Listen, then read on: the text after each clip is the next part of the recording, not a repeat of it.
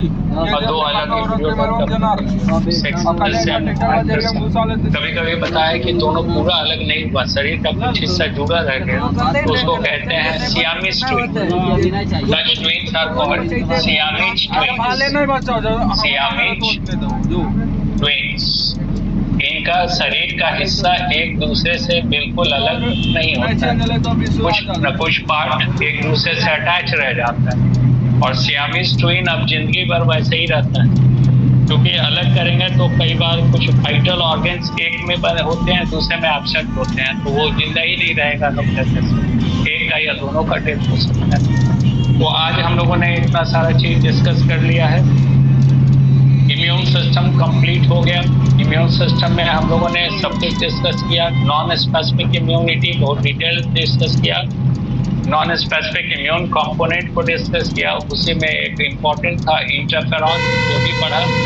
Specific immunity में हम लोगों ने डिटेल पढ़ा एंटीजन, उसके साथ हैप्टेन भी पढ़ा, जो एंटीजन नहीं है लेकिन सर्कुलरली रिएक्ट करता है और उसका मॉलिक्यूलर वेट 10,000 से नीचे है, जबकि एंटीजन का मॉलिक्यूलर वेट 10,000 से ऊपर है। फिर एंटीबॉडी आज स्टार्ट किया। ग्लोबुलिन प्रोटीन है, गामा ग्लोबुलिन है।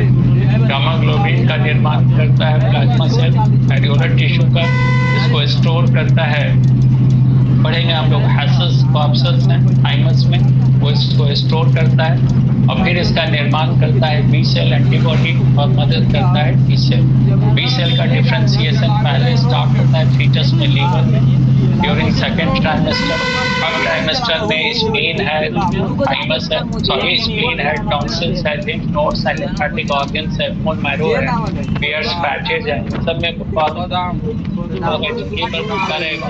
और टी सेल का डिफ्रेंसिएशन शुरू होता है थर्ड ट्राइमेस्टर में, थाइमस में और अर्ली चाइल्डहुड में।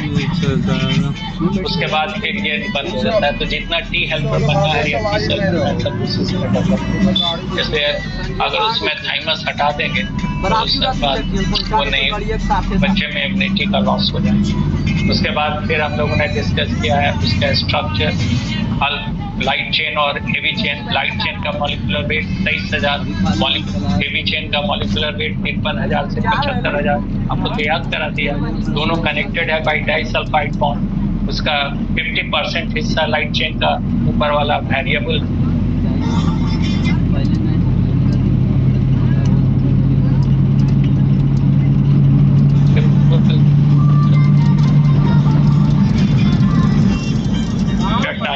इसलिए एंटीबॉडी भी 2 हो गया, K2H2 एंड λ2H2।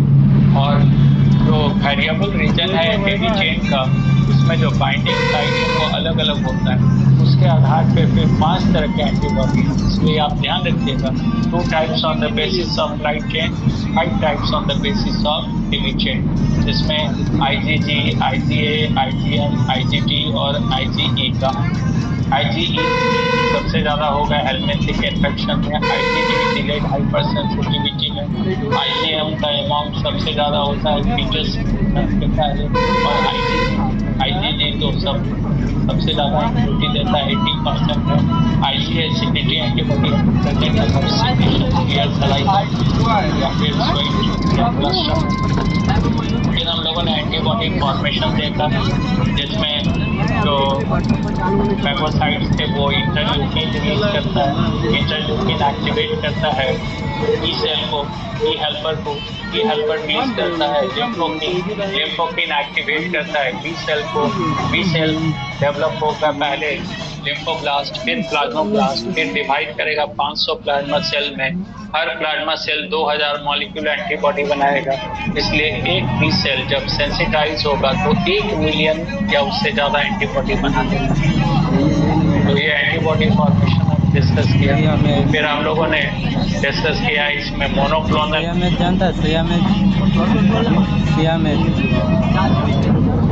नहीं रहती तो